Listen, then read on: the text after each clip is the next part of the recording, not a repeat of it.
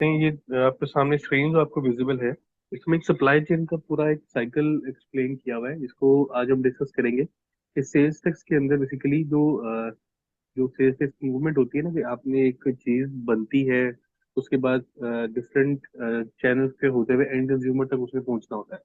तो उसके ऊपर जो सेल्स टैक्स है 17%, वो डिफरेंट जगहों पे ट्रांसफर होता है। एंड पे सारा बर्डन जो सेल्स टैक्स का है वो एंड कंज्यूमर के ऊपर फॉल करता है। इसको हम डिस्कस करेंगे। सबसे पहले सप्लाई चेन के अंदर कोई भी चीज अगर किसी एंड कंज्यूमर तक पहुंचनी है, उसको या तो पाकिस्तान के अंदर प्रोड्यूस होना होगा, या अगर पाकिस्तान में नहीं बनती तो वो फिर इम्पोर्ट होगी।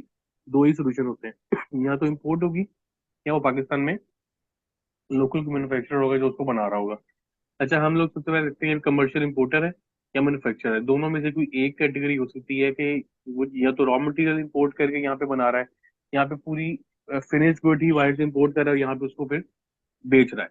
ठीक है, तो हम कहते हैं कि मैन्युफैक्चरर है लोकल, उसकी ने एक चीज परचेज की, अ, उसने रॉ मटेरियल परचेज किया है, कोई भी प्रोडक्ट परचेज की, उसने उसके लिए बेसिकली जो उसकी कॉस्ट है रॉ मटेरियल बनाने के बाद उसका फिनिश गुड बना, उसकी कॉस्ट उसकी 1 लाख रुपए लगी।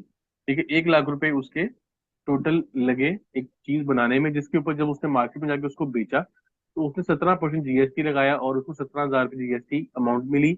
टोटल उसकी वैल्यू बनी, परचेज वैल्यू 1,17,000।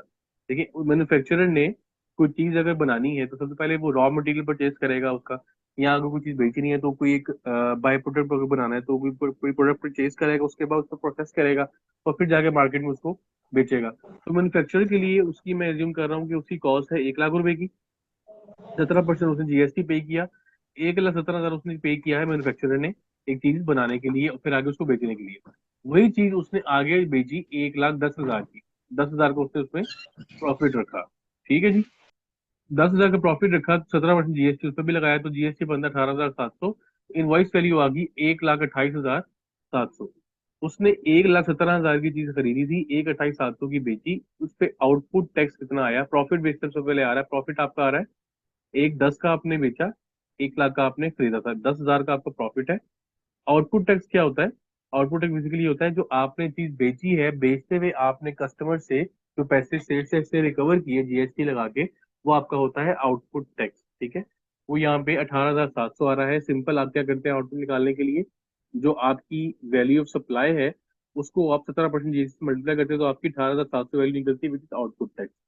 ठीक है जी, ये आउटपुट टैक्स आ गया। अब इनपुट टैक्स कितना? इनपुट टैक्स वो होता है जो उस बंदे ने वही चीज खुद से परचेज करते हुए जो टैक्स पे किया हो। तो इस मैन्युफैक्चरर ने ये चीज बनाने के लिए या परचेज करने के लिए जो पैसे पे किए वो 17,000 रुपए थे, जो उसका इनपुट टैक्स हो गया। तो टैक्स एबिलिटी निकल आई 1,700 रुपये। टैक्स एबिलिटी कैसे निकलती है? Output tax minus input tax is equal to tax liability. ये आप हर महीने कैलकुलेशन ये करते हैं।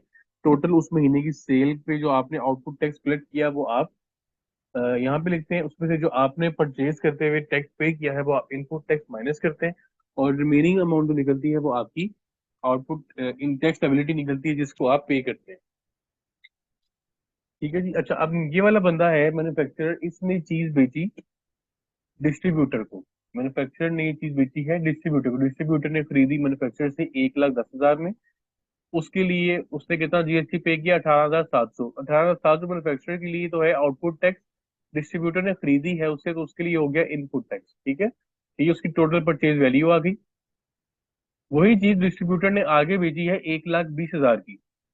20,400 उस पे है जीएसटी, टोटल अमाउंट आ गई 1,40,400।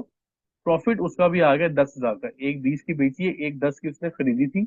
आउटपुट टैक्स आ गया 20,400, इनपुट टैक्स आ गया 18,700। टैक्स लायबिलिटी निकल आई, दोनों का डिफरेंस 1,700। अब डिस्ट्रीब्यूटर ने आगे ये चीज बेची है होलसेलर को। होलसेलर ने खरीदी एक 20 की, जो उसकी वैल्यू से सप्लाई थी, ये उसकी कॉस्ट है। जीएसटी 20,400, 1,40,400 टोटल आ गया। वैल्यू ऑफ सप्लाई एक 35 की उसने आगे बेची है, एक 20 की खरीदी थी, एक 35 की उसने बेची है। 22,950 रुपए का जीएसटी है, एक 57,950 टोटल वैल्यू। प्रॉफिट आ गया 15,000 रुपए का। आउटपुट टैक्स आ गया 22,950 का। इनपुट 20,400 है, तो टैक्स एबिलिटी निकल आई 2,550 रुपए।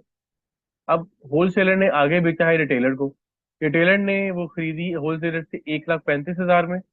उसने उसके ऊपर जीएसटी जो पे किया वो होलसेलर के लिए आउटपुट टैक्स है, रिटेलर के लिए वो इनपुट टैक्स है। 51,950। अब रिटेलर ने वही चीज जाके बेची है 1,40,000 की। ठीक है जी, 5,000 का प्रॉफिट रखा उसने, 23,800 उसका आ गया जीएसटी। इनवाइस वैल्यू 1,63,800, ये इसका प्रॉफिट आ गया। आउटपुट टैक्स, इनपुट टैक्स पे निकल आई उसकी टैक्स लायबिलिटी, जितना उसका दोनों का डिफरेंस आ रहा है। अब इन सब का आप टोटल करें, तब रिटेलर ने चीज जो बेचनी है वो आगे एंड कंज्यूमर को बेचनी है। और एंड कंज्यूमर कौन है? जो चीज खरीद के उसको इस्तेमाल कर रहा है या उसको कंज्यूम कर रहा है, वो आगे उसको बेच नहीं रहा। तो मतलब जो एंड कंज्यूमर है, सारे का सारा इनपुट टैक्स वो बेयर कर रहा है, आगे वो बेच नहीं रहा, तो उसको कुछ रिकवरी नहीं हो रही। जितना भी उसने पे किया है वो सारा उसका खर्चा ही है, टोटल इनपुट टैक्स उसके ऊपर, टोटल सेल्स टैक्स जो है पूरे सप्लाई चेन का उसके ऊपर आगे गिर गया। तो रिटेलर ने चीज बेची 1,40 की, 1,40 किसकी कॉस्ट है? एंड कंज्यूमर की। ठीक है जी, 1,40 एंड कंज्यूमर की कॉस्ट आ गई, जीएसटी आ गया, टोटल ये कॉस्ट आ गई 1,63,800। अब आप सप्लाई चेन में देखेंगे टोटल सेल्स टैक्स जो है वो डिफरेंट जगहों से घूमता हुआ यहाँ पे एंड पे पहुंचा, एंड कंज्यूमर के पास 6,800 की नेट लाइबिलिटी निकली। नेट लाइबिलिटी क्या होता है? Output tax minus input tax is equal to net sales tax liability. अब नेट सेल्स टैक्स लाइबिलिटी कैसे निकलती है? आपकी दोनों चीजों का, इतनी जितना हर बंदा प्रॉफिट अर्न करता गया उतना ही सेल्स टैक्स वो पे करता गया हर माह में। देखिए यहाँ पे उसने प्रॉफिट अर्न किया 10,000 का, 10,000 पे 17% लगाया, कितना बनता है? 1,700। ये भी 10,000 का प्रॉफिट है, 1,700 बनता है 17%। 15,000 प्रॉफिट किया, इसका इसका 17% लगाया, कितना होता है? 2,550। और 5,000 प्रॉफिट का बनता है 850 रुपया।